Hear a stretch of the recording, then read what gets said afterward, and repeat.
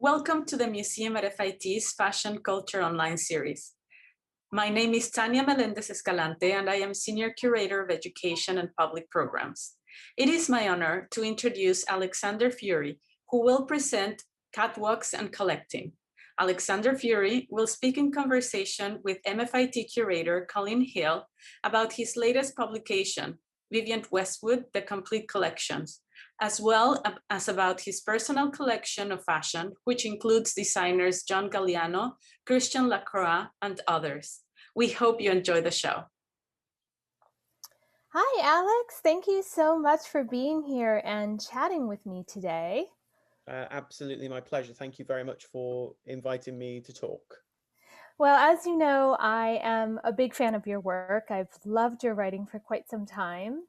And I was really excited to see the release of this new book, Vivienne Westwood Catwalk.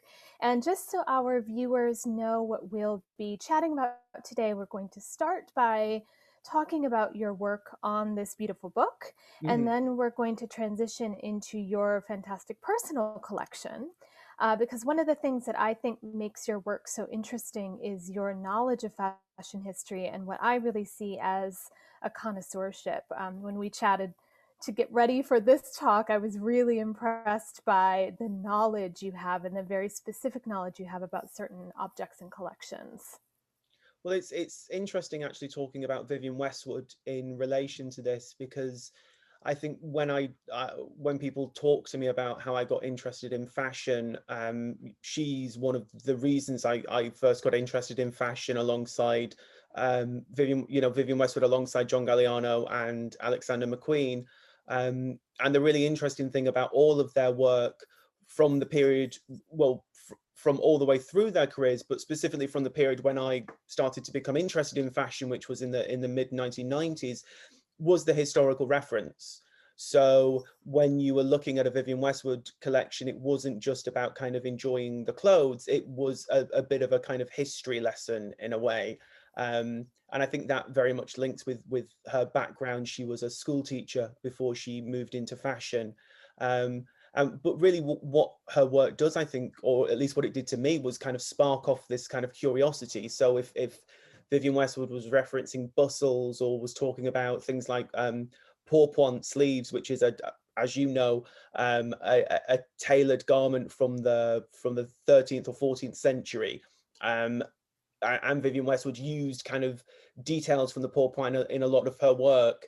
You know, as a kid, I then got interested and I wanted to go out and find out what a pourpoint was and look at pictures of it and, you know, read about how it was worn. So it really, I see her work alongside Galliano and McQueen as, you know, really kind of a key to leading me down this sort of path to discover more about the history of fashion, which is something that I still love. And, you know, I still enjoy trying to find new things, new avenues, things I haven't heard of before. I completely agree with you. That's what fascinates me about her work as well, is that she often references writers, artists, other fashion designs that I hadn't necessarily heard of or been totally familiar with, but also she uses everything in such a unique way. And as we'll see, moving through some of these slides, she's also someone who comes back to the same idea again and again, but uses it in a new way. So she really comes up with her own lexicon, which is really fascinating. What I also loved about the book, and that was a real feat, is that you managed to talk about each of these collections in a page, basically. There's usually so many references and things to talk about. I just thought your ability to condense that was really brilliant. I'm not great at condensing. I would say you look at certain collections. Pirate is a really good example, which is the collection that we're looking at the moment. If you look at the kind of justification of the margins, you can see that it's very, you know, the text goes very high up on the page and it comes very low down on the page. And I think the text was supposed to be between 200 and 450 words each. I think they were all in excess of 450.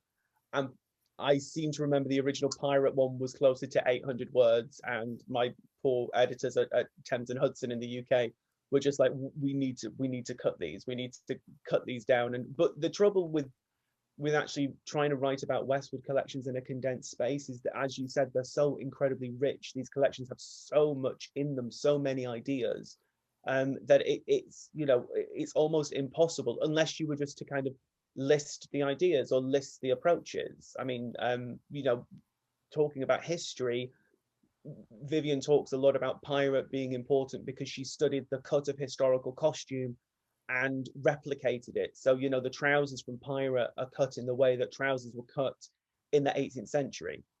And that's from studying original historical examples at the Victorian Albert Museum.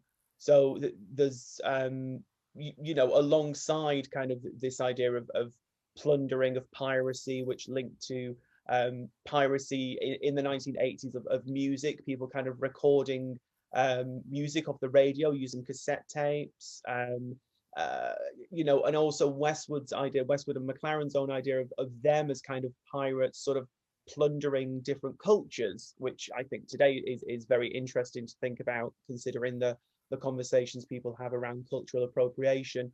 Although I think it's interesting when you look at these Westwood collections, they don't feel culturally appropriative or inappropriate, I don't think. I completely agree with you. And when I was working on my book on 1990s fashion, I have a section that I call the global wardrobe. And that's essentially what I'm talking about, is this idea of cultural appropriation, and particularly how China and Africa literally uses this entire continent of style.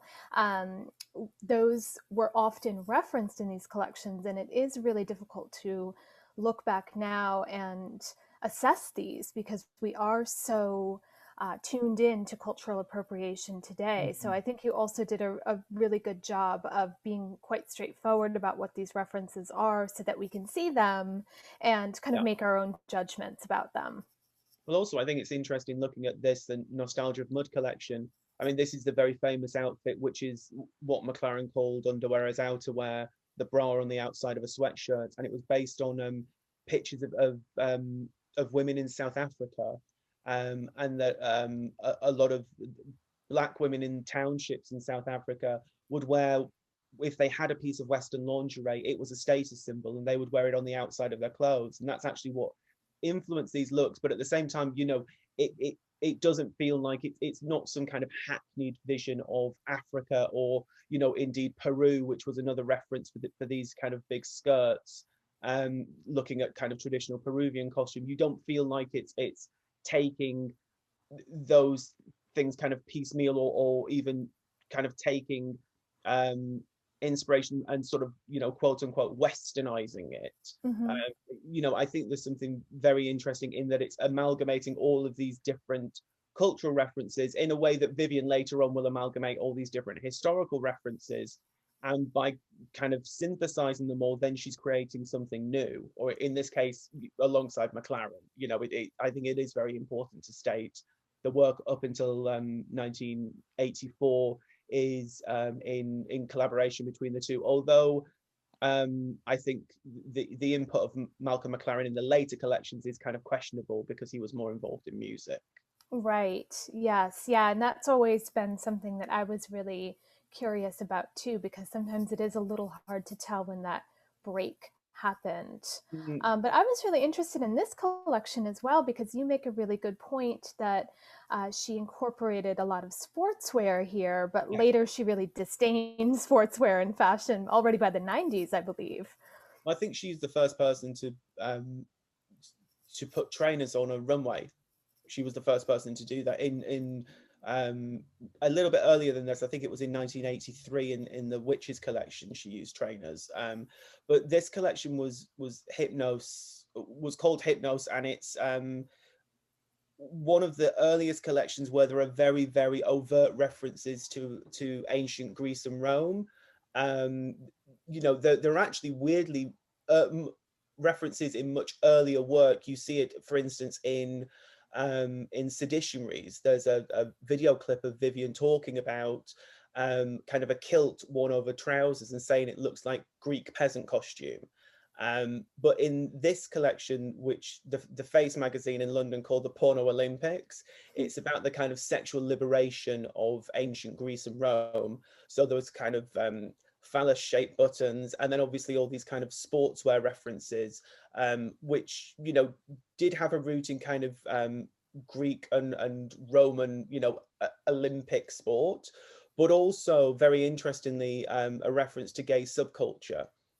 If you look at this outfit, you know that it's basically a jockstrap connected to a bodysuit that wraps around, and those were styles that Westwood saw in gay clubs and in gay gyms, and then started to incorporate into her fashion. And obviously, you know, kind of gay subculture was something she referenced quite a lot. It was, you know, it's there in the Naked Cowboys t-shirt from Seditionaries again, and even talking about kind of ideas of ancient Greek and Rome. I'd never really thought about it. I was thinking about it the other day. It's not even in the book, but the whole idea of kind of the tits t-shirt is actually, in a really weird way, is quite sort of, you know, Greco-Roman, this idea of kind of noble nudity, but in this case by printing kind of female breasts on a t-shirt.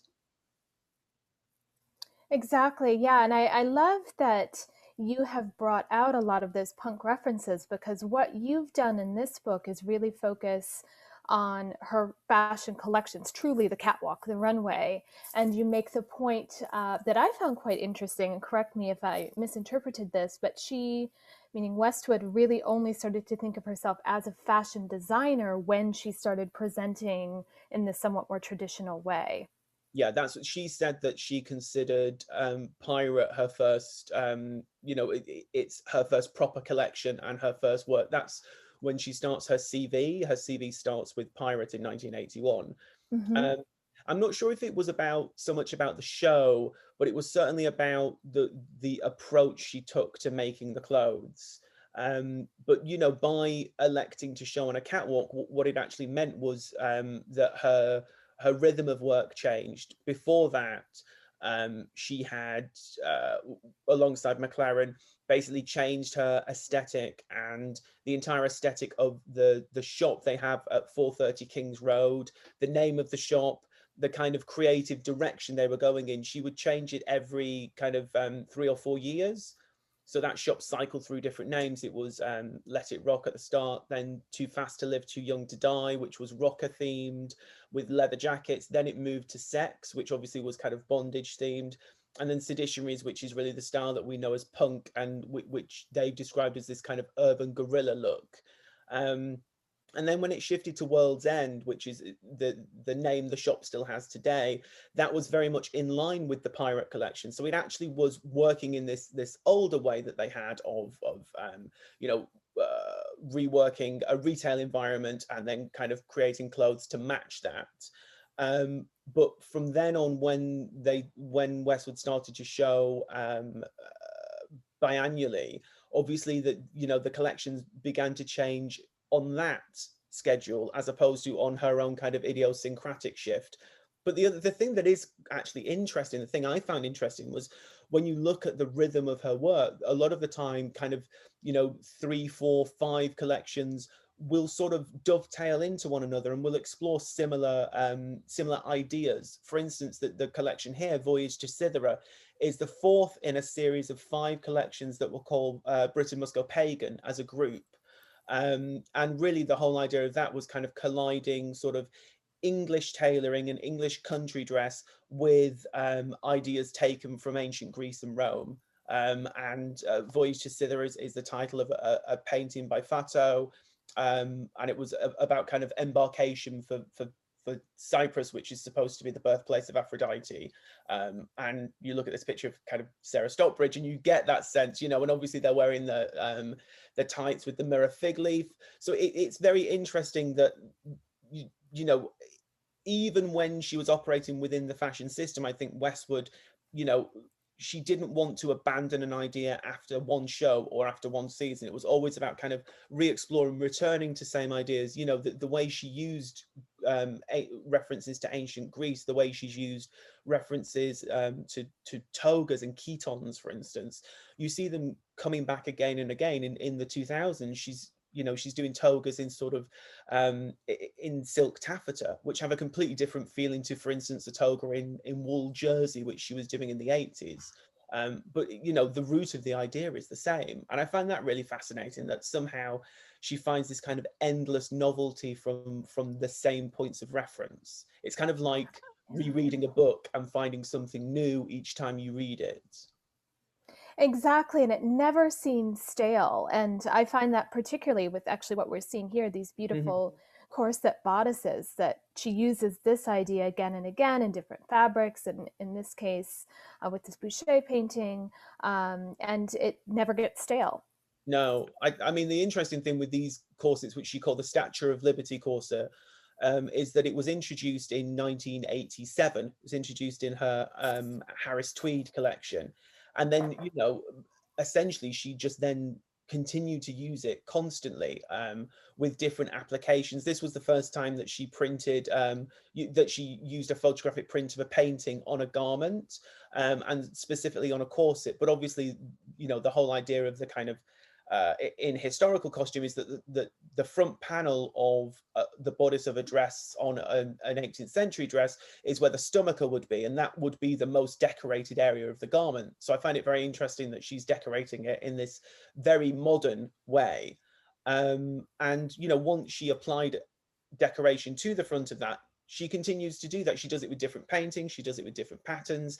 You know, it's kind of a garment that she'd explored earlier, but this is a new evolution of it.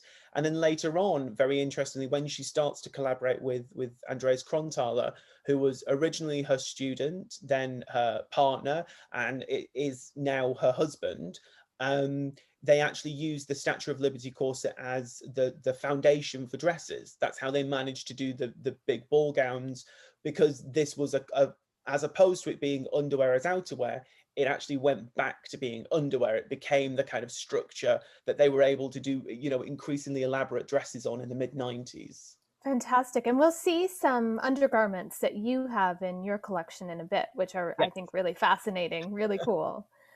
And this is a great example of a collection that was inspired by a well-known Renaissance technique. If you can talk a little bit about that. I mean, the idea for this came from, and excuse my horrendous German, some kind of mercenary soldiers called the Landsknecht. And in kind of the 16th century, they, you know, went out to battle, or so it says. They went out to battle, their clothes got slashed, they came back, and all the kind of ladies of the court swooned that they looked so kind of heroic and dashing, and then everybody started slashing their clothes in emulation of that. What Vivienne did was to kind of revive that kind of 16th century slashing technique, but also interestingly sort of combine it with this 1980s and early 1990s trend for people slashing jeans. They are, you know, kind of aping poverty by slashing the knees of your jeans a little bit. So it's quite weird that in a sense this is sort of Vivienne's take on grunge, that, you know, but these incredibly sort of elaborate slashed garments in all different fabrics. She did have slashed denim as well as things like this, which is slashed satin. But I think the big challenge for this collection was actually to be able to kind of industrialize it. So a lot of the time, the techniques in cut, slash and pull, as this collection was called, was, you know, kind of figuring out ways to knit slashes into sweaters and cardigans, or with garments like this, it was actually using techniques normally used for broderie anglaise, but, you know, without actually embroidering around the holes. It was, you know, using the machinery just to kind of cut holes in the garment. And it, you know, I find it very interesting that it's not just kind of a fantasy with Vivienne. You know, she, at this point her company was very small, but, you know, these clothes always ended up selling. These clothes actually did go into store. You know, she came from a retail environment, and she came from punk, where you were, you know, she was proposing incredibly extreme clothes, and there was always an audience for it. And I think when you look through her collections, you know, they are extreme. And there's certainly this idea in, you know, and Vivienne actually said it, you know, that she doesn't care if it's commercial. She knows that her clientele, her customers, the people that are allied to her way of thinking, you know, will want to buy, will want to look like that. She has this incredible confidence in what she's doing. So with dressing up, this is the first collection that Vivienne showed in Paris.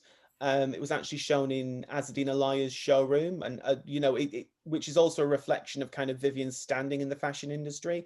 There's a really wonderful picture, which isn't in the book because it isn't looking at the catwalk, but rather looking at the audience, where, you know, in the audience of one of her shows, sat side by side, are Jean-Paul Gaultier, John Galliano, and Azzedine Alaya. And you know, it's because she was, you know, seen as kind of a designer's designer. She was really someone that that designers of their caliber were interested to see what Vivienne was doing, because not necessarily, you know, not because they wanted to copy it, but certainly because what she produced was kind of guiding the industry, was influencing so many other designers. Karl Lagerfeld was always incredibly generous about Vivienne. At one point, he talked about her revival of the corset and said it was the most kind of important fashion reinvention of the late 20th century. Wow. But with dressing up, the idea of showing that collection in Paris, she was actually showing it to an audience that, you know, might not have come to London to see her collections. It was at a point in time where London wasn't kind of a must-see on the international collections circuit. So when she was showing it in Azzedine's showroom in Paris, really sort of, I see dressing up as kind of a greatest hits collection. And very much like the Pagan series I talked about earlier, you know, dressing up took themes from the previous two collections, which were portrait and cut, slash and pull, and kind of reproposed them. So for instance, this is a dress that's printed with Fragonard's cherubs, but it's an obvious reference to the kind of Boucher corset and this idea of photographic prints of a painting. This print had also been used in the previous collection in cut, slash and pull, on a giant wedding dress that was worn by Sarah Stockbridge, which is the model here. You know, she's wearing elevated court shoes. There are, you know, other references in that collection that, you know, the Statue of Liberty corset, things like hunting pink, lots of tartan. Really, it's all these kind of, at this point, would have become kind of Westwood-isms, these things that were very readily associated with her style. The dress is printed with the Andre Charles Boulle marquetry, which was taken from the back of a mirror in the Wallace collection, and, you know, has today is a very kind of famous marker of Vivienne's style in this period. You know, also kind of talking about that, the really interesting thing I think about Vivienne's reference to, you know, to kind of French 18th century culture is that it's framed by this museum in London called the Wallace Collection. And the Wallace Collection is a collection of primarily 17th and 18th century French art and decorative arts that were collected by the Marquis of Hereford. And the thing that's really interesting is that it's this idea of French culture seen through English eyes. And I think you really get that in, you know, again, with Vivienne, it's very much this kind of English view on French culture. It's not really something you could see a French designer doing. The way Vivienne's working, there is this kind of idiosyncratic sort of Englishness to it. And we see that a little bit more in a few upcoming collections, but I also loved this always on camera, because I think you made a really good point between dressing up and always on camera. In a way, both of these can be seen as a reaction to what else is happening in fashion at the time, as we're starting to see minimalism and grunge and even a little bit of deconstruction start to come into fashion. And she's really setting the pace more for what we'll see in the second half of the decade. Absolutely. And you know, the other thing that's interesting here with this particular example is, you know, you think of Vivienne's style around the early 90s as being incredibly grand. It's this kind of reaction to, you know, a global recession, you know, the Gulf War, you know, grunge, deconstruction by people like Martin Margiela, minimalism by people like Calvin Klein, and you see Vivienne's clothes as really kind of running counter to that with this kind of Baroque excess and exuberance. But at the same time, you know, these are all pieces in denim. There's something very interesting that there, you know, there is a kind of hardiness. You know, there's always denim, there's always tweed, there's always these kind of hard wearing fabrics. You know, denim with Westwood is very interesting because it's something that she used in the 1980s a great deal. She recycled denim in the 1980s, specifically in her mini crini collection. And then, you know, in later collections, she would combine denim with tweed, which in 1991, 1992 was something Karl Lagerfeld did in a kind of homage at Chanel.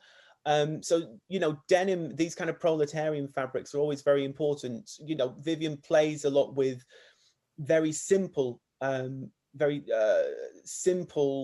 garments.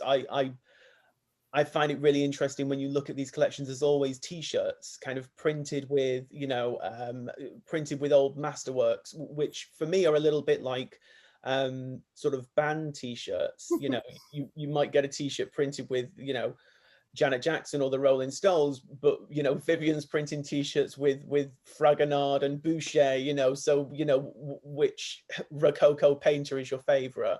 There's something, you know, I find something very interesting, and it's, again, it's that kind of collision of different things, which she did in punk as well, this whole idea of, you know, colliding high culture with low culture. You know, so you can wear a T-shirt printed with an old master artwork, and it gives it kind of a new kind of cultural currency. It does, yeah. And we have some of those. We have some of those T-shirts in our collection. I find them really fascinating because I think it's also important to note that she was making things that were truly wearable. It wasn't always kind of what we see here with our super elevated shoes. Yes. This was, of course, a really famous collection. And this look in particular, if you can tell us a little bit about this moment. The interest, I mean, this collection is called Anglomania, and as you know, Anglomania is a term for a kind of craze in dress at the sort of latter half of the 18th century, when instead of wearing kind of sort of elaborate embroidered silk court clothes, French aristocrats started to want to emulate English dress, which was tied in with the philosophy of Rousseau and this whole idea of returning to nature, and this idea that somehow kind of English country dress, you know, relatively practical frock coats in wools as opposed to in kind of in embroidered silks, were more tied to kind of a progressive way of thinking, and also, you know, democratic ideas and things like that, and you know, and then it became kind of a fad, and it became a fashion trend as opposed to anything kind of, you know, particularly democratic. But I find it very interesting that really it's a kind of it was sort of a precursor to the French Revolution and the crumbling of the Ancien Regime. So this collection, Anglomania, really was referencing that whole idea, but, you know, referencing kind of English tailoring and also obviously Scottish tartans. So it was really about this kind of heightened, you know, theatrical sense of sort of Britishness. And the really interesting thing that Westwood did in this collection was she made her own tartan. And I think it's much easier now to make a tartan and introduce it to kind of the official register of tartans, but then it normally took kind of 300 years, I think, for a tartan to become officially recognized. So Vivienne made a tartan, which I think this kilt is, I might be wrong, and her tartan was called Mac Andreas, after her husband Andreas Kronthaler. And obviously this is the very famous outfit with the super elevated platforms, which are based on Scottish ghillie shoes, worn by Naomi Campbell. And obviously this was the look that she fell in, which was apparently due to the fact she was wearing rubber stockings, and the stockings brushed against each other and stuck to each other, and that's what made her fall. Oh, and you can see that actually a little bit here. Doesn't it look like they're sticking together? I love that you chose this photo rather than one where she's actually fallen. She seems to do that very elegantly, as only Naomi Campbell could. And she laughs about it, but it's still nice to see her upright in this. I think this might be after she's got back up. I'm not sure. Be. Exactly. She's smiling. And Naomi again on Liberty, another wonderful tartan look. On Liberty is a very important collection because it's the first time Westwood starts to really experiment with bustles and with this real kind of exaggeration of the silhouette. There's a incredibly complicated sort of justification for that. The title of the collection comes from an essay by John Stuart Mill, which is about kind of the failings of democracy. And part of Vivienne's reasoning was the idea that through democracy, the masses became fat. So as the masses became fat, slenderness became a kind of ideal of aristocracy. It became a reflection of kind of heightened thinking, the idea that you were able to restrain yourself from eating too much. But obviously back in the 18th century, that wasn't the case. And, you know, then you had these very kind of voluptuous female silhouettes. So in a sense, Vivienne was harking back to that time, to this idea of kind of a much fuller female silhouette, in a very weird way, as kind of a criticism of her perceived failings of democracy. This was a period when, alongside all these references to culture, Vivienne was really talking a lot about, you know, the importance of history, the importance of looking back, the importance of cherishing the past, how much better she felt things had been done in the past than were being done today. The collection prior to this was called Cafe Society, and was very much about that kind of late 19th century moment when the cafe was kind of the meeting place of kind of philosophers and artists and fashionable Paris, and that everybody wanted to kind of be involved in cafes and salons. And obviously referencing the bustle again is a reference to the kind of late 19th century. But it, you know, as always with Westwood, it's really combining different kind of cultural references, different historical references. You know, it's like her mini crinny, which is, you know, the crinoline of the Second Empire, alongside the kind of mini skirt of the 1960s. And here, of course, you have that kind of mini length worn by Naomi Campbell, but with a bustle, and these references to Scottish plaids. So, it, you know, it's really combining all of these different references into something that feels, you know, completely sort of new and different and fresh. And then this is one of Westwood's favorite collections, is that right? And I think this also works with that extreme proportion very well. She has said this was her favorite collection, which is a collection called Vivla Cocotte. And she said it was her favorite collection because, again, she combined all these different historical references, and in her words, she came up with a silhouette that had never been done before.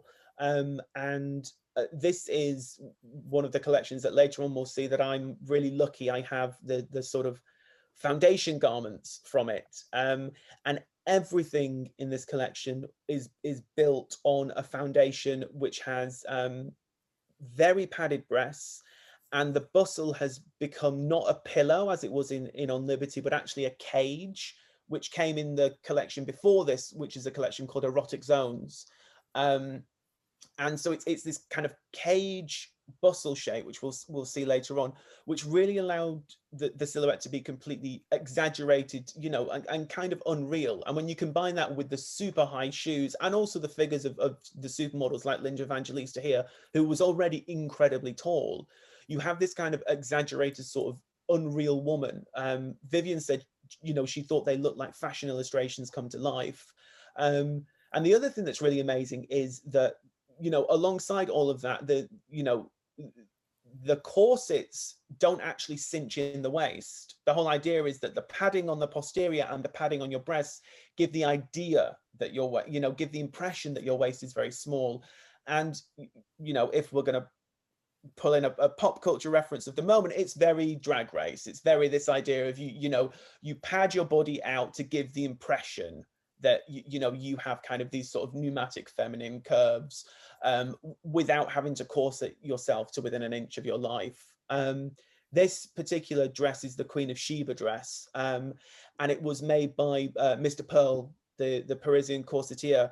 And the thing that's very interesting with the kind of naked body on this is that there isn't actually kind of a lot of padding in it. It's actually done by varying the sizes of beads to give the impression of kind of swelling. They did a counterpart in Vivienne's first standalone men's collection, which was for autumn winter 1996. They did two jackets. Mr. Pearl did two jackets like that, which were called the Martyr to Love, and they're kind of the naked male body beaded onto an evening jacket with sort of slashes based on old kind of pictures of medieval martyrs with sort of stylized wounds. But, you know, he would use kind of bigger beads to make it look as if the muscle was bulging, as opposed to kind of padding the jackets. How fascinating. I didn't know that about this piece or about the jackets. That's really interesting. No, it's So much you know, research. I think it's very interesting when, you know, the different, there's a, you know, as I said, these collections are so rich, there's so much in them, you know, so many different techniques, so many different references.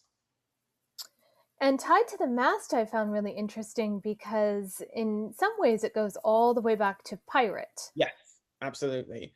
And, you know, this collection in part was inspired by the Raft of the Medusa by Jericho. And it's this whole idea that of kind of people sort of being windswept on a, you know, on a galleon at sea. And Vivienne talked about the idea of, you know, people being tied to the mast, because that's what they would do to the sailors when storms were particularly bad. They would tie the crew to the mast of the ship so no one would go overboard. And then, you know, in kind of Vivienne's imagination, you know, when the storm finished, kind of, you know, the sort of the wet clothes would dry in the sunlight, and then you get, you know, there's a lot of kind of sun bleached fabrics, there's lots of kind of distressed fabrics, lots of raw edges. You know, this collection is very interesting because it really is referencing back to that kind of piracy thing from the 1980s, but done with this kind of new level of sophistication. Absolutely. It's very glamorous at the same time. Yes. And we're going to skip quite a bit ahead now. And Westwood has really changed her focus in many ways. If you can talk a little bit more about her interest in environmentalism, for example. Well, I think it's actually very interesting because there's references to environmentalism in some of her earlier work. You know, some of it is very oblique. For instance, you know, I would argue the idea of her kind of taking old denim and recycling it is today something we see as very sustainable. She did a lot of cutting techniques based on rectangles, which she still uses today. But the idea of using rectangles is because there's a minimum of waste in the fabric. And that was something that she used that was based on looking at the way different cultures cut clothes. For instance, the way, you know, the flat cutting they have of the Japanese kimono, for example, this idea of taking flat shapes, inserting gussets of different fabrics, and that could give kind of different animation and shape. But it's also based on this, you know, economy of fabric, which, you know, Westwood was, despite her kind of stature in the industry, for a long time, she was a struggling designer. You know, she didn't have enormous cash reserves. There's some wonderful stories about Mini Crinny, which basically was that it was sold by torchlight because the electricity had been cut off at 430 King's Road. There were kind of legal troubles at that point in time because it was the rupture between Westwood and Malcolm McLaren. So, you know, they were literally selling the clothes by torchlight in 430 King's Road. So, you know, there is this sense that Westwood didn't, you know, wasn't an enormous company. They didn't have kind of, you know, millions of pounds to throw at everything. So there was always this kind of frugality. But in Grand Hotel, which is Spring Summer 1993, there's references to environmentalism in that. There's a series of prints based on endangered animals. So I think it is something that she was interested in, but then she became more and more interested in it as kind of the 2000s moved on, which is very interesting, I think, because, you know, it's also a sign of the way Vivienne moves from idea to idea. As we said, you know, she was the first designer to put a trainer on the catwalk, and then 10 years later, she was kind of decrying everybody for wearing sportswear. In the 1990s, she would say that, you know, people talk about pollution of the environment, but they should be talking about pollution of our brains. And then 10 years later, she, you know, absolutely is kind of tub thumping and championing these ideas of, you know, of ecology, of saving the world. But I think for me, it's all about kind of Vivienne's conviction of the power of kind of ideas and of communicating those ideas through dress. And actually they kind of all link together, this whole idea of, you know, trying to make the world sort of a better place. That's, you know, whether that's through fighting for, you know, trying to improve civilization and trying to educate people and encouraging people to look at, you know, to read Greek philosophy, to read 19th century literature, to look at 18th century paintings. And now, you know, this whole idea of trying to preserve the world for future generations. There's a really wonderful collection where actually, and again, kind of harkening back to her background as a teacher, Vivienne worked with school children. And they drew the designs that then became the collection. And, you know, even some of their drawings were actually translated to outfits. So there were models on stilts. And, you know, it looks really crazy, but when you hear the background to it, there's something, you know, incredibly touching. And, you know, I mean, imagine being 7 years old and going to Paris to see a Vivienne Westwood show that your designs were in. There's something really kind of wonderful about that. There is, and I think you did a really good job of making that connection between her former work as a school teacher, which I was aware of, but I feel like you drew that out in several ways in the book that I thought was really interesting that I hadn't really considered before. I think, you know, from my interactions with Vivienne, you really get that sense that she does want to, you know, when we talked about particular outfits, I had a really wonderful day where I spoke with both Vivienne and Andreas at length. And, you know, Vivienne would talk me through her design process of a piece of clothing. And she was explaining to me, and it was almost like a how-to. It's like, you can go away and do this yourself now because I've told you how I've done it. You know, and there's a really fabulous anecdote that when she was a primary school teacher, her class had to make a fish mobile, you know, just a mobile with fish on, and she took them to the fishmongers to look at real dead fish so that they could then kind of apply that. And, you know, also she wasn't just a teacher in primary school. She later on taught at the art school in Vienna, and then later on in Berlin. And in Vienna was where she met Andreas Kronthaler. You know, and she was a very kind of intense teacher. She, you know, her teaching method was very much about, as her clothes suggest, examining first-hand examples of historical garments and then reproducing them.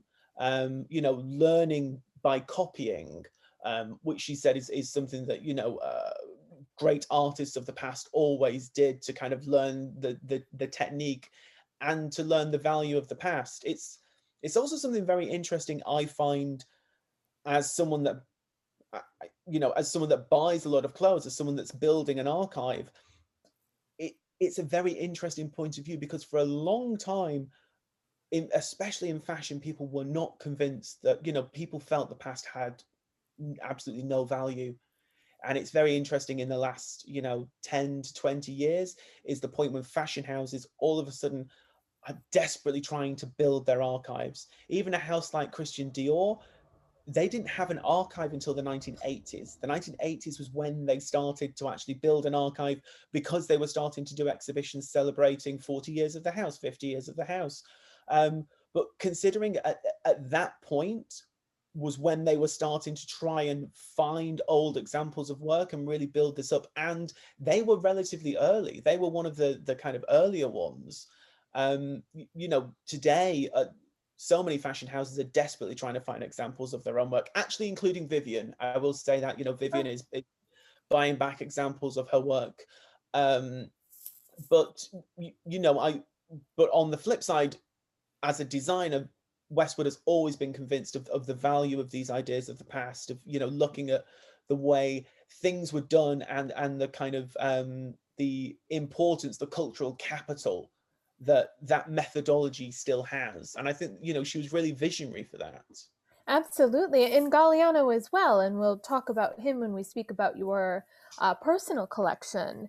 But maybe we can just wrap up before we talk about what you've been building in your archive, a little bit more about Andreas. I know that you mentioned a bit about his relationship with Vivienne, but maybe a bit more about how that's unfolded over the past couple of decades. I mean, this collection is interesting because this collection is called Vivienne. So Andreas Kronthaler took over control of, or took over leadership officially of the Westwood label. He's now on his 11th collection, so it was just less than 6 years ago. And this particular collection was actually an homage to Vivienne. It was inspired by the way that Vivienne dressed. It was inspired by certain specific moments in her career. And it's also worth noting that, Andreas was Vivienne's student in Vienna. He came over and started to work with Westwood in 1990. He worked on Portrait as an intern. And then from Cut, Slash and Pull onwards, the collections were collaborative. Even so early, for Autumn Winter 1990, he was an intern and he was co-designer for Spring Summer 1991. Wow. And talking to Vivienne now, she says that she dropped the hemline very emphatically in Cut, Slash and Pull. It was very, very influential. The New York Times wrote about it, and she attributes that to Andreas's influence. And the way she talks a lot about Andreas is the idea that he kind of encouraged her to really exaggerate things. So for instance, the silhouettes of collections like Vivla Cocotte were influenced by Andreas, encouraging her to exaggerate, encouraging her to be perhaps less practical than she would have been previously. And really it is this kind of back and forth, this sort of exchange of ideas, this idea of both of them being kind of sounding boards for each other. And in the way that the early 80s collections were very much a collaboration between Vivienne and Malcolm McLaren, I would say that the collections from 1991 onwards were a collaboration between her and Andreas Kronthaler. And you can't really pull one or another out of those collections. It's so much backwards and forwards. And in these collections, to be honest, when you speak with Vivienne, Vivienne says they are Andreas's collections. It is Andreas's name on the label. He is the creative director. But I was very lucky and got to spend time with them before one of these collections in the direct run up to a show in Paris, because I was writing a piece for System magazine. And they were very much working together. Even as Vivienne was telling me they weren't in the room, she would then go and talk with Andreas, and and again it was this kind of creative discussion constantly. And I maybe there was a shift, and maybe it's slightly different now, but certainly it felt like it was very kind of democratic between the two of them.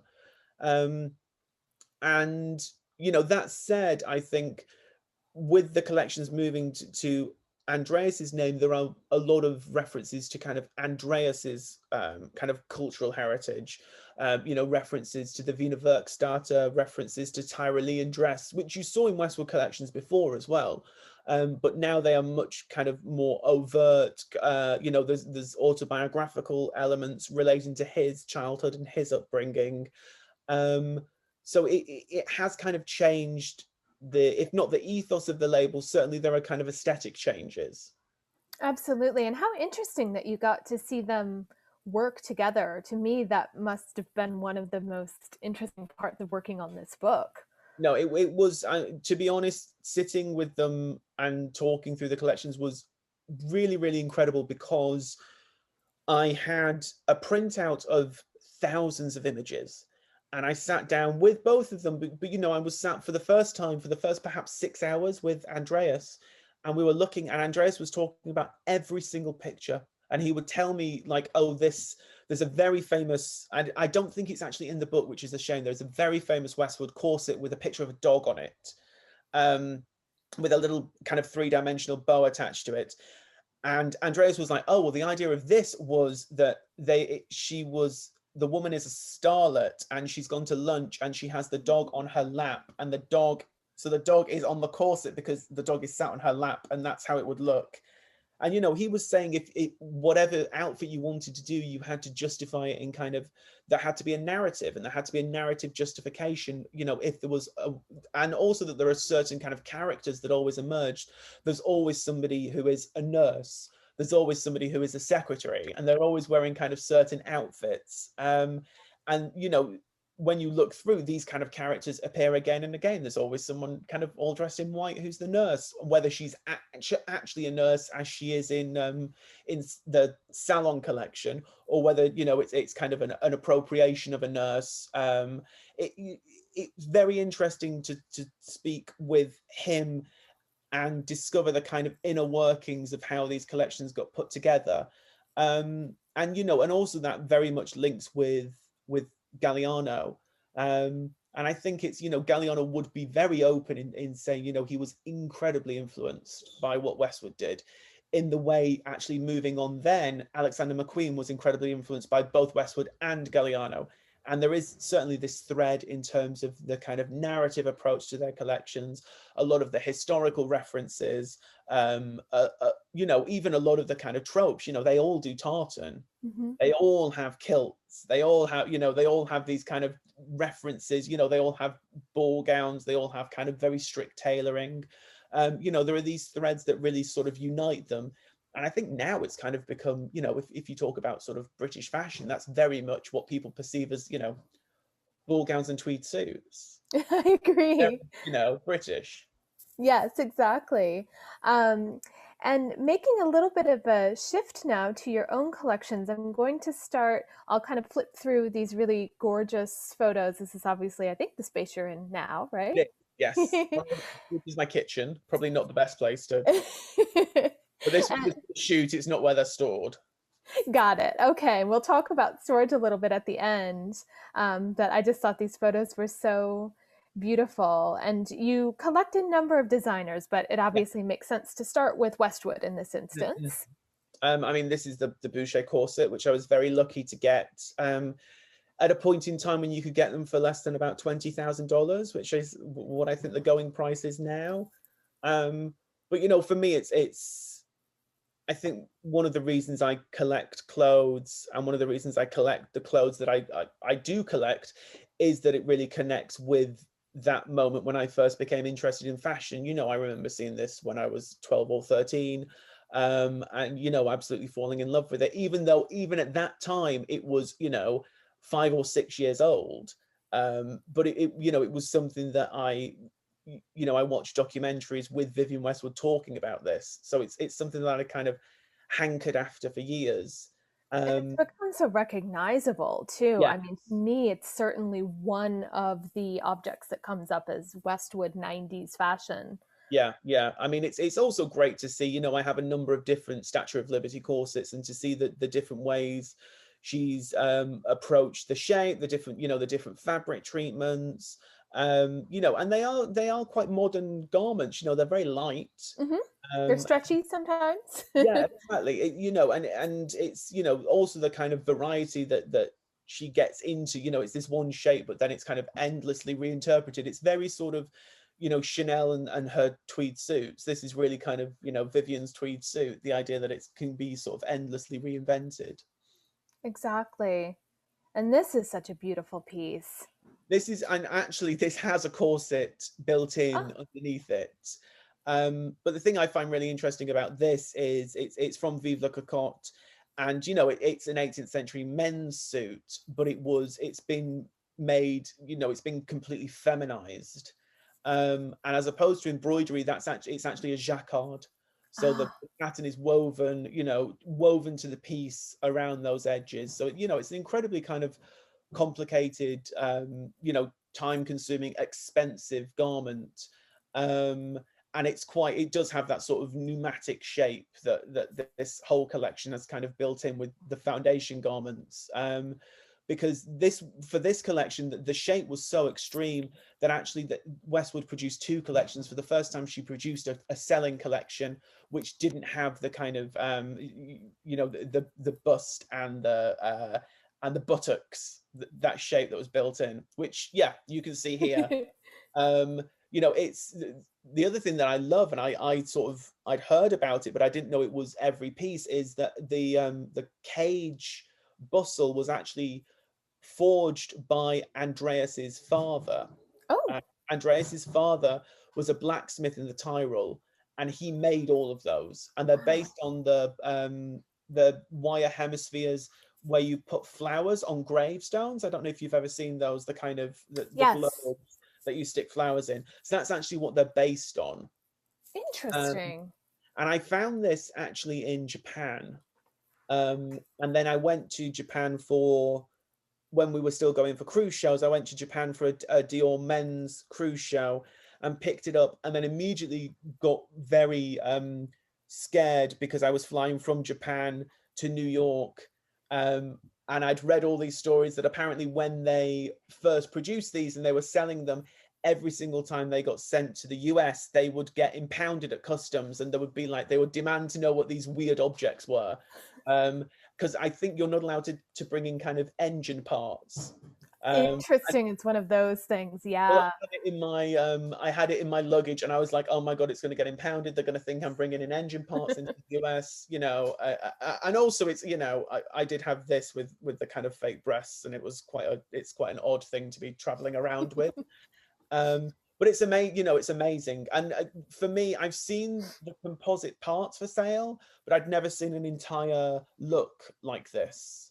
It's absolutely amazing that you found this. I think it's so interesting because it's absolutely the kind of thing that when you're looking at these gorgeous runway images, you don't see this. And I think that's what's so interesting about your collection, is that it just gives this sense of the detail that goes into these objects. You know, the Vivla cocotte jacket that we just looked at, I didn't know that was jacquard woven, and you wouldn't necessarily be able to tell unless you saw it in life. I mean, I think also with, you know, with that Westwood underwear, it's that kind of collector's instinct. Certainly something I have, and I think I know a few other collectors, and they have a similar sort of thing, which is the idea of assembling an entire look together. So trying to find, or, you know, for instance, you know, I have a Galliano outfit where, you know, I've bought all the composite bits in different years at different times, and then you're desperately trying to find everything in the right size so you can put it all together and sort of recreate the image as it was back then, which is sometimes possible, sometimes impossible, but you know, that's the kind of task constantly. Yes, and I mean that's part of the thrill of collecting too, is never quite having anything complete. Exactly. What drew you to Galliano? Because that, I believe, is one of the designers you really focus on. Galliano is the big focus. To be honest, it's the reason I started working in fashion, is because, you know, I fell in love with what he was doing. It's quite weird, I would say. Maybe I discovered Westwood actually after Galliano. I was aware of her because in Britain you grew up and you were aware of Westwood, you know, it in a way maybe that kind of defied the fact she was still quite a sort of niche designer, quite an avant-garde designer. But you know, she was on television here, she was a celebrity. But with Galliano stuff, that was the first stuff I remember seeing in magazines as a kid and being just completely sort of entranced by it. And then I was also very lucky that we had satellite television, so I could, you know, watch kind of cable TV. I watched fashion TV with Jeannie Becker, was you know, and they had it every week. And you know, then you kind of see the clothes moving, and you'd see these shows, and you know, and Galliano shows in the 90s weren't like any other fashion show you ever saw. You know, they were just these kind of unreal sort of visions. And when you saw, you know, and I still think when you see kind of pictures of those shows, they, you know, they look extraordinary. This is quite a strange show. This was you know, this collection is called Olivia the Filibustier. And this was staged in the Carousel de Louvre, which is the official showground. Galliano showed, you know, about 3 or 4 collections in this space, which is quite sort of antiseptic and white. And then after that, he started to show in, you know, tumble down mansions and rooftops covered in snow and things like that. And that's really the thing that kind of, you know, that sort of got my blood pumping, that whole sort of mise en scène that he was, you know, that I still think he did so magically. When you kind of look at that, I always think when you look at shows in the 90s, the 2 people that did them better than anyone else was Galliano and Helmut Lang. And Helmut Lang was this, you know, white concrete, you know, I'm a New York City bitch, and this is, you know, and you know, and Galliano, it was, you know, a kind of princess waiting for her lover to come back, but you know, he's crashed his car and she doesn't realize, and it's dawn, and you know, and that's a genuine story. That is genuinely the story of South Schlumberger as told to me by Amanda Harlock. The whole idea was this woman, you know, waiting for her lover to turn up who's never going to come back. And that's what this is from. This is actually, you know, this was one of the ones I was alluding to. I bought the kimono on eBay about 10 years ago, and then about 5 years ago I found the obi belt in Japan. They were separated. Interesting. I now have two obi belts because I have one without the bow and one with the bow. So I found the one without the bow, which is this one shown here, which is currently on loan for the kimono show, which was at the Victorian Albert Museum, and I think it's now in Sweden. And I found that in Japan from the woman I bought the Westwood bustle and corset from. Fantastic. Yeah, she said, I have a Galliano belt, and I was like, please send me a picture. And then I was like, okay, I need to have this.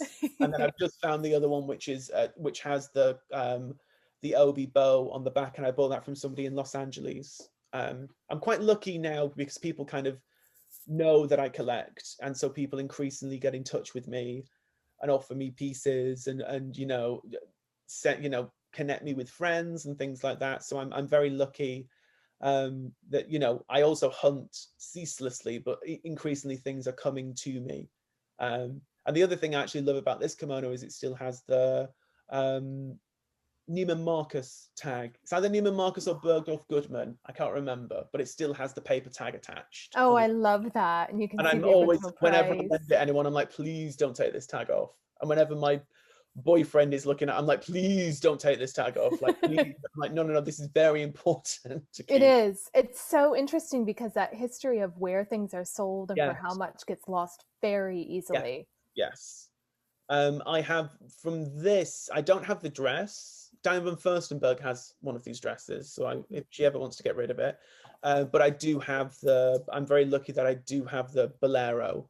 I have a few different ones from this collection. There were kind of, I think, 3 or 4 different sheepskin jackets. And the thing that's really actually interesting about them is that they're based on, it's the first time in the 90s certainly, and he experimented with it in the 80s, but the jackets are actually upside down. And a lot of the time people will be selling it and will say, you know, there's a flaw, the label's been sewn in upside down, because they just look like normal jackets. And then you turn them around and you end up with this kind of big portrait collar. They sit differently on the body. And it's something, collecting Galliano, over the period I do, it's very interesting. It's something you see him playing with again and again in all different ways. There's even stuff from kind of the early 2000s that's actually playing with this kind of upside down jacket. If you look at the Matrix Dior collection, for instance, there's it's jackets worn as skirts with the sleeves tied into bustles at the back, and that actually does go back to his work in the 80s. And that's something I love, this whole idea of kind of, there's certain ideas that he returns to, this idea of, almost this kind of childish play of wearing things upside down or inside out, a jacket as a skirt, a pair of trousers as a jacket. That's one idea he explores all the time through his work in different kind of permutations. And so interesting that once you get a sense of what's being done there, then if someone writes to you and says the label's sewn in incorrectly, immediately what that means, which is really cool. Someone showed me an outfit from the very famous Clochard haute couture collection, and I was like, I think you should put the jacket on upside down. And it's very difficult to say if someone, you wouldn't automatically do that. It was, it's a tailored jacket, it's a tailored haute couture jacket, but the model was wearing it upside down on the catwalk. That was just what they did. And obviously, it very much fitted that collection of kind of sort of topsy-turviness. But really interestingly, this is an upside down jacket. This is the one that was very famously based on Galliano's old wolf jacket. He went to dinner at the Ritz and wore it upside down, and that inspired this coat. But in a slightly galling turn of events, this cloche hat came up for auction at Kerry Taylor in London.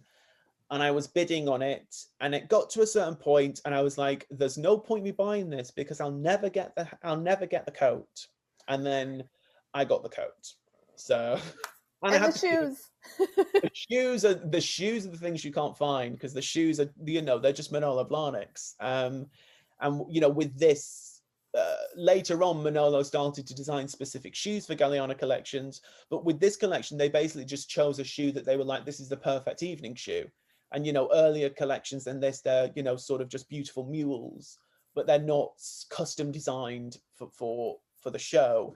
And obviously, you know, shoes wear out much quicker than clothes wear out, and shoes are, you know, much, you know, these are quite classic shoes, they're sort of quite readily worn. But yeah, when I found them, also I spend a lot of time on things like the Real and Vestiaire, looking at Manolo Blahnik, and then, you know, scrolling through Galliano shows, kind of peering at these little tiny pictures, trying to, you know, match up. The number of times I'll be like, no, too many straps. No, not enough straps. These are right. I was very impressed by this. When you sent me these images, I thought, oh, he found the shoes. Amazing. Well, that, you know, that's the thing. It's like trying to get all the pieces of the puzzle together.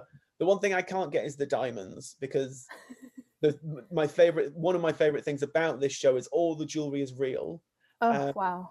And they went, Amanda Harlock, the wonderful Amanda Harlock, went to all the different jewelers on the Place Vendôme and borrowed jewelry, but didn't tell the jewelers she was borrowing it from the other jewelers.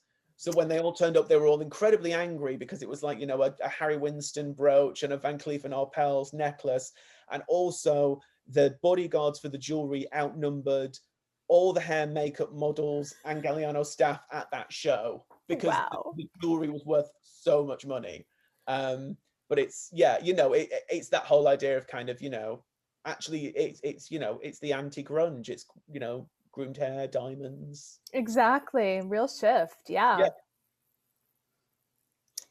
And there's some beautiful photos of this. So I'll pause on this for a moment. Yeah. And then there's some great editorials as well. Mm-hmm. I mean, I'm lucky. I've got a few different versions of this suit and jacket.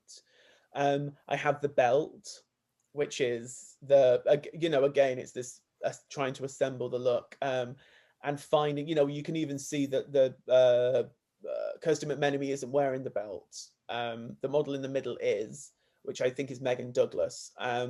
But it's very difficult to find these belts. They're like a centimeter wide. They're absolutely nothing. And I bought a version of what I always call the Madonna jacket, which is a short sleeve version of this, which was worn with a black dress underneath. And when it arrived, I kind of took it out of the box and something fell off it, and I didn't know what had fallen off it. And it was the snakeskin belt. And yeah, and my boyfriend had to cope with me screaming about that, and he didn't really know why I was so excited about this kind of very sort of cheap looking little incredibly thin belt. He didn't really understand why I was like, this is the most important thing. You just, you know, it's these things that you just can't find. I know, for instance, I hope he won't mind me saying, Hamish Bowles is desperately trying to find one of the buttons from this jacket. He has one of these jackets. I'm not sure if it's this specific jacket, but a lot of the jackets from this period use these kind of soutache, these vintage soutache braid buttons, and Hamish has lost a button. He's desperately trying to find one, which, you know, they don't really exist unless you're buying a jacket and can snip one off. And we have a detail of one of those later, is that correct? Yes, which is from the Madonna jacket, you know, but it's, you know, the interesting thing really is these jackets are all cut in a very similar fashion. And also it's interesting because it's obviously incredibly Dior. But this idea of the disappearing lapel, this lapel that kind of vanishes into a panel down the front of the jacket, was actually something that John was doing in the late 1980s.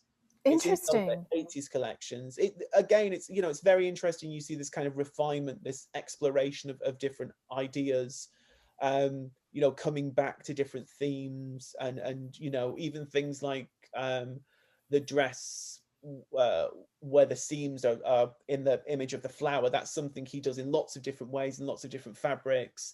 Later on, it's the seams are in a carousel horse. Here there's two examples. The one on the right, which is actually in one of the earlier pictures of the things on my couch.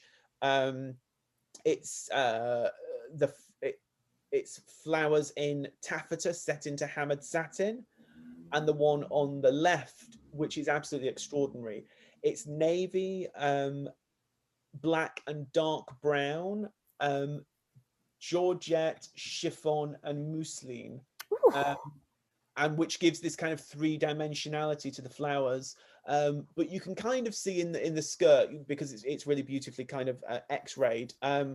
There's no seams. The seams are all hidden in these images of the flower, which is really, you know, in terms of a kind of technical prowess, it's absolutely unbelievable. Particularly when you look at it, and it's you know, it's something that I think very few people would really appreciate. Someone who worked with John told me that someone came up to them after one of the shows and was like, "Oh, I loved that printed dress, which of this dress. I love the black and white printed dress." And, you know, this is paneled in completely. All the seams are hidden inside this flower. You know, one of my favorite things is the fact that when you look at the hem is literally that the flower ends on the hem, and there's no seam, because the seam is just this tiny flower. You know, there's no other seam. There's no fit seams at all. Everything is lost into that image of the chrysanthemum. It's, you know, it's really extraordinary. This is the first dress that I saw. When people ask me what I'm going to save in a fire, it's this, because, you know, this is kind of the image of this dress is really why I got fascinated with Galliano, why I wanted to work in fashion. There's 6 of them in the world. Ooh. It cost $5,000 in 1995. And of the 6, the Met have one as of last year.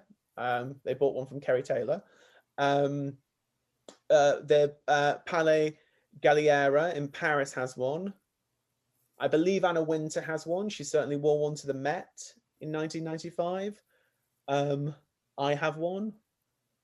And I kind of know where the other ones are. I know a couple of people. I certainly know people that had them for things. I think I've been told there's 6. I have a feeling maybe there's 7 or 8. But, you know, it's not. The really amazing thing about these Galliano pieces, and actually about the Westwood pieces as well, is they weren't made in enormous numbers. You know, you're talking about kind of tens of, you know, the suit I showed earlier on. I think they made 20 of them. You know, certainly they actually, with that suit they did, it was a bestseller, so they did lots of different versions. But in terms of the show ones with the padded basques, they made about 20. Absolutely incredible. So it's, you know, they're rare pieces. It's rare that they've survived. And, you know, and for me, they're kind of incredible kind of artifacts to be able to get your hands on. Absolutely. And I think looking at these things up close is what makes them so special. I mean, I always thought that was a printed dress also. Oh, really? Yeah. See, yeah, I wasn't aware. See, I just think I kind of grew up with it. For me, it's very weird to talk about, because I kind of grew up with this sort of mythology of it. Like I grew up with kind of knowing about this magical dress that, you know, and then later on, as I said, this idea of hiding the seams of a dress in an image. You see it later on. There's a famous dress worn by Naomi Campbell where it's hidden in a cheetah. There's a dress worn by Nadia Auerman where it's hidden in a carousel horse. This idea of kind of, you know, sort of just making things, they just kind of, Galliano and his team just enjoyed making things as complicated as humanly possible. Which is, you know, there's something that is really interesting. It feels like it's this kind of, these sort of design exercises in how can we make this as kind of, as difficult, as complicated, as special as possible. And obviously that's something that's magical for the wearer, but also, you know, as kind of an exercise, a technical exercise and a creative exercise. You know, it's incredible. It's what makes these clothes really special, that there's so much thought and effort. And the other thing I love about that dress is, you know, there's no fastenings. It's like a t-shirt. It's absolutely nothing to pull on. It's you know, it's so modern. It's really fascinating. And what about this coat, which I love? I love this particular collection because the collection was called Susie Sphinx, and the story was, I also love these kind of demented stories that they had. So the story of this collection was that Susie was an English schoolgirl, and she runs away to Egypt, and then she gets spotted by a film director who puts her in a kind of biblical epic. And so this is from the kind of schoolgirl section at the start. And the other thing that I really love about it is this pocket detail, the idea of embedding a pocket in fur, politically incorrect now. But at that point in time, there was this real kind of resurgence in the use of real fur after a period when it was very, very kind of out of fashion. But at this point, there was this real kind of return, almost like that South Schlumberger show, this idea of kind of a return to glamour. And so this idea of kind of a pocket embedded in fur, it was something that Galliano did in his autumn winter 1996 collection. I've got an example from that where it's white rabbit with a kind of tweed pocket, and then I have this, and then I have another coat from this collection where it's kind of milkshake pink fox, and sort of yellow vanilla wool. So it's interesting, these kind of returning again and again to these ideas. And Anna Wintour has this jacket as well. I found a picture of Anna Wintour very randomly wearing it quite recently, like within the last sort of 10 years, which I thought was very weird that she's wearing a jacket from 1997. Well, it speaks a lot to the return of the 90s in fashion in general, I guess. Which I guess this is a good example of. I mean, it's 2000s, but it's certainly that kind of denim logo 2000 logomania moment. And this on the left hand side was an exhibition called The Vulgar, that these pieces went into. So it's the kind of logo trench coat, and these boots, which are actually shearling, but they've been tie-dyed to look like denim, which is quite interesting. And I really love this whole period because it's, there is this kind of slight reference back to the 80s, this idea of kind of invention, really, using very kind of strange silhouettes and shapes. I mean, when you look at the saddlebag, it's a very odd thing, the fact that it's this kind of flattened out saddle. And I've got some skirts from this collection that have kind of saddles cut into the skirt as well. So it's very interesting when you have this moment at the sort of in 1999 when everything becomes very modern. Galliano all of a sudden kind of twists and becomes very kind of modern, contemporary. This collection was based on Lauryn Hill, but at the same time, weirdly, it seems like his aesthetic has completely changed, but there's all these references still to kind of styles that he's explored in the past, approaches, decorative devices, and I find that very interesting. It is. It's so interesting that he can do that in a way that's disguised and almost so that you have to look closely before you realize what those connections might be. These are just two more examples from the South Schlumberger show, kind of details from the Linda Evangelista kimono, and then a sort of handkerchief hem bias cut dress from that collection. It's just so beautiful to see these detail shots.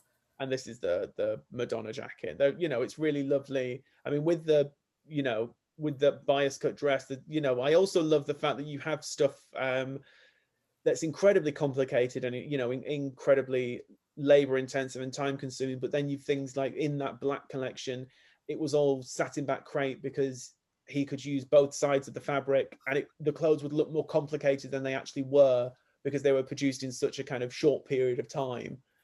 So I like this idea of and even things like, let's make a jacket and we'll turn it upside down. There's this idea of kind of, let's invent with what we have. Exactly. Yeah. And more gorgeous buttons here. Again, you know, they were always a really kind of important detail, you know, and again, when you get hold of them, it's not the thing you would look at, but I always get hold of things and I'm like, oh my God, the buttons are amazing. Like, you know, it's kind of, you know, whether they're kind of Art Deco or specially embroidered or specially engraved, there's always something kind of special going on there. Yeah, I love seeing this because I think as exciting as the runway images may be and the editorial shots, to me, I mean, this is the point of collecting, that you really get to see these details and how things are made and Yes. what buttons were selected and really appreciate the physical object. Well, yeah, kind of the magic of objects. I love that idea that, you know, there's, you know, they have such kind of power, but also just being able to kind of, you know, feel the weight of something, or, you know, see how the padding is, you know, look at it from every angle. Things like the fact those grey jackets are cut, you know, the basket at the front slants down because it's padded out so much. It's, you know, and it's really, I mean, I come from a fashion history and theory background, you know, where object analysis and object study is an incredibly important thing. And so, you know, I'm very privileged that I can have these pieces, and, you know, and that I managed to find them at a time when they weren't horrendously expensive. Exactly. The market, it's, you know, not to be too sort of London Financial Times about it, but the market now is really crazy. You see incredible prices being made for these pieces. Yes, we see that at the museum as well. And it really has been for us, maybe even over the past decade, that things have really picked up. Yes. This is a very interesting piece. You don't see too much of it here, but actually this was an invitation. I collect Galliano invitations as well because they were always kind of amazing. You know, they were a charm bracelet or a handbag, or in this case, they ripped the sleeves off jackets and kind of sewed on special buttons and patches. And when you pull out the lining, your kind of your seat placement and a map of where to go to attend the show was printed on the lining of the jacket, and everyone was different because they were really ripped off jackets, you know. They would make like 300. You know, I have a couple of little clutch bags, and those were given out at a show based on cabaret. And you know, your invitation was a clutch bag filled with kind of fake money and lipsticks, and, you know, and that was what you got to kind of invite you to the show. Another one's a ballet slipper, a book. You know, they're incredible kind of objects, you know, really, really amazing. And again, you know, produced in such tiny numbers. But the thing that's actually really incredible is the number of people that have kept them. You know, someone is giving me very, very kindly is giving me their charm bracelet invitation, which was to Galliano's Circus collection, and that was from October 1996. Wow. And they kept it all these years. That is really fantastic. I love that you're also collecting these invites, because I remember you and I talked about this sleeve and you said someone had it and didn't know what the heck it was. Yeah. They actually had it from Dodie Rosencrans, who was a San Francisco socialite, a very staunch supporter of Galliano. You know, wore his clothes a lot, collected him, and when her garments were bequeathed to the De Young Museum, this was one of the things they didn't know what it was. I was showing them the picture of my invitation because they had garments from that collection, and they were saying, "Oh my God, that's what this is. We were offered this and we just didn't know what it was." So fascinating.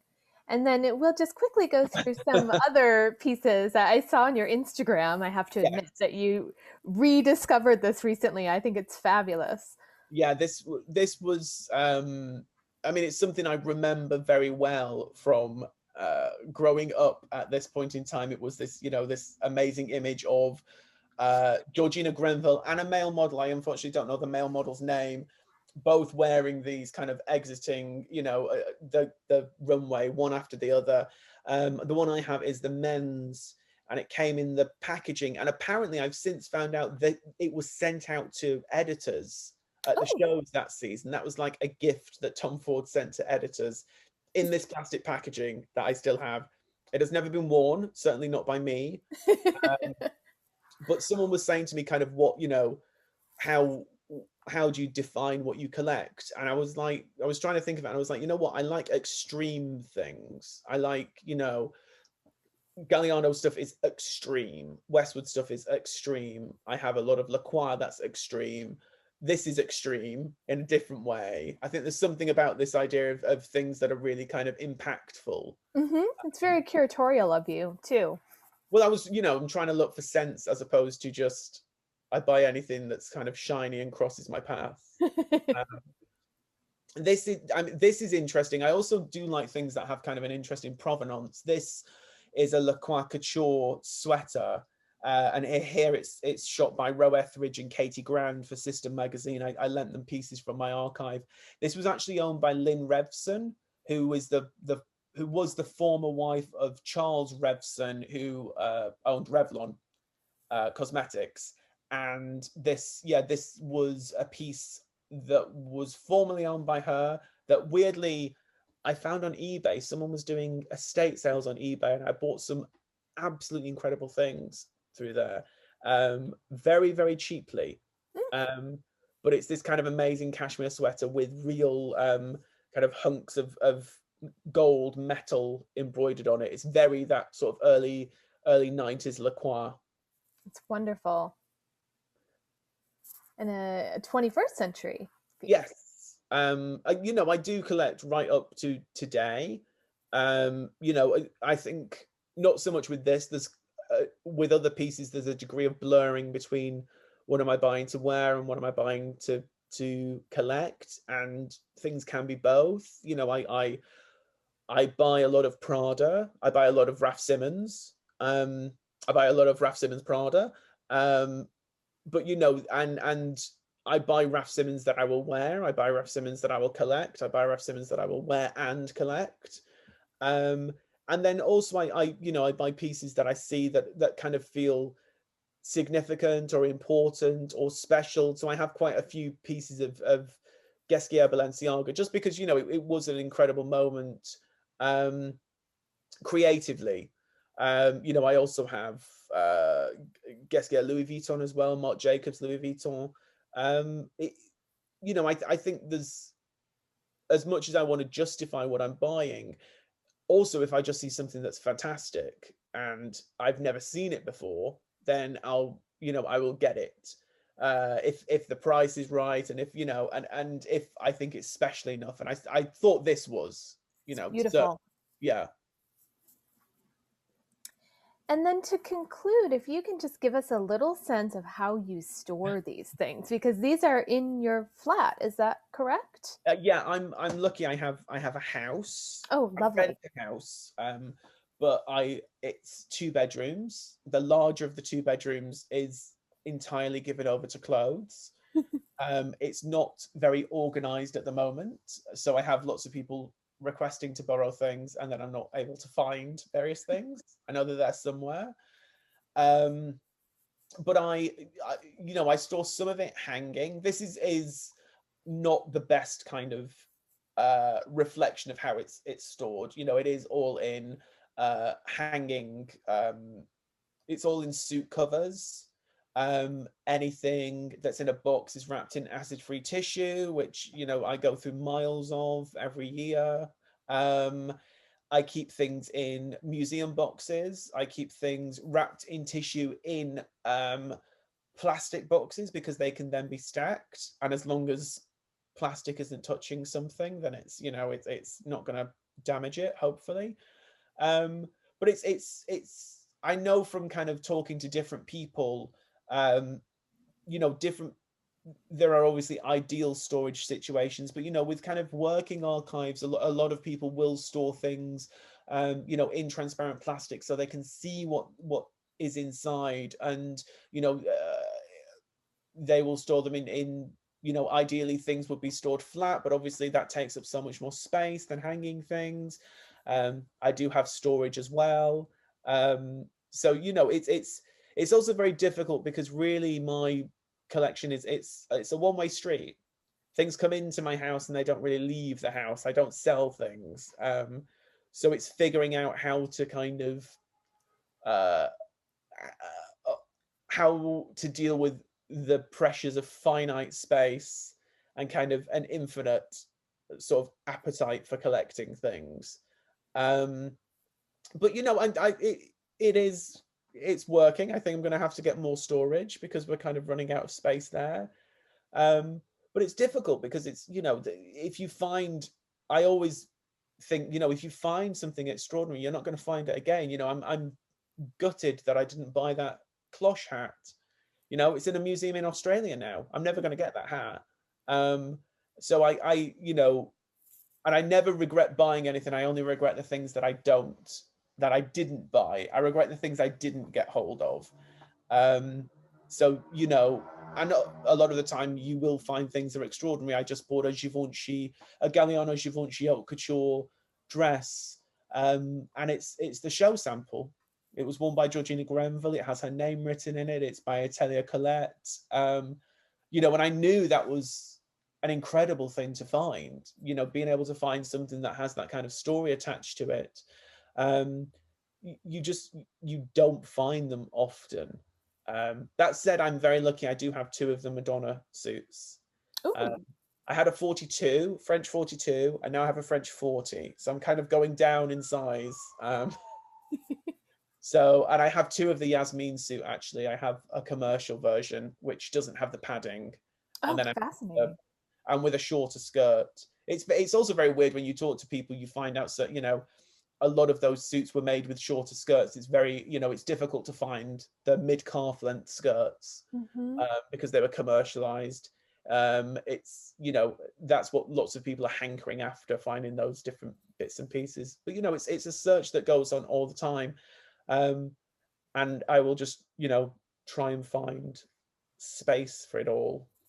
And I know how that goes. I can move. Exactly. Well, Alex, thank you. Then to, you know, try and refine one of these dresses. Exactly. It's not worth it. Yeah. Well, thank you so much for your time. This has been really fascinating. Your knowledge is absolutely incredible. I really appreciate you sharing your collection with us, sharing information about the book.